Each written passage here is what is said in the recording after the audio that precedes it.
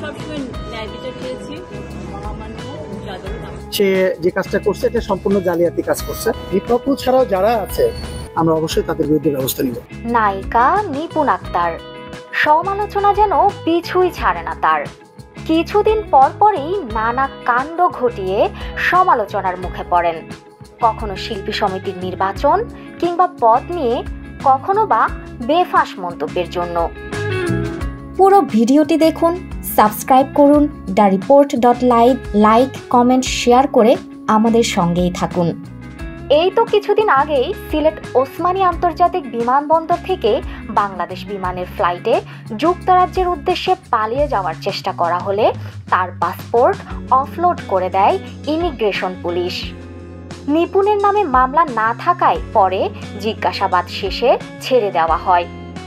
বিগত সরকারের আমলে নানাবিধ কর্মকাণ্ডে জড়িত হয়ে ব্যাপক সমালোচনার মুখে পড়েন নিপুণ।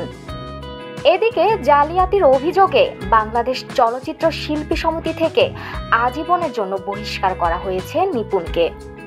অনৈতিকভাবে সমিতির প্যাড ব্যবহার করে মনগড়া বিবৃতি প্রদান করার অভিযোগে সম্প্রতি কার্যনির্বাহী পরিষদের মিটিংয়ে সর্বসম্মতিক্রমে এই সিদ্ধান্ত হয়েছে বলে জানা গেছে।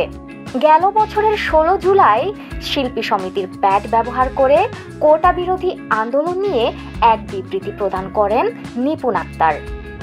সেখানে নিজেকে সাধারণ সম্পাদক সাবেক বলেই উল্লেখ করেন তিনি। শুধু তাই নয়, গত 17 জুলাই নিজের ফেসবুক ওয়ালে সেটা পোস্টও দেন।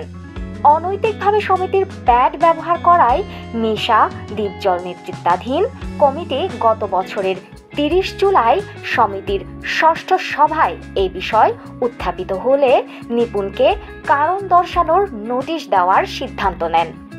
এরপর তাকে কারণ দর্শানোর নোটিশ দিলে তা তোয়াক্কা করেননি তিনি। চালিয়ে যান তার সব বিতর্কিত কর্মকাণ্ড, যার পরিপ্রেক্ষিতে অনৈতিকভাবে শিল্পী সমিতির প্যাড ব্যবহার করার অভিযোগে শিল্পী সমিতি থেকে আজীবনের জন্য বহিষ্কার হয়েছেন নিপুণ আক্তার। এ নিয়ে আপাতত বিস্তারিত কিছু না বলতে চাইলেও বহিষ্কারের সত্যতা স্বীকার করেছেন শিল্পী সমিতির সহসভাপতি ও মুখপাত্র ডিএ তায়েব। পাশাপাশি বিষয়টি নিয়ে জানতে নিপুণের মুঠোফোনে যোগাযোগ করা হলে তার ব্যবহৃত নম্বরটি বন্ধ পাওয়া যায়।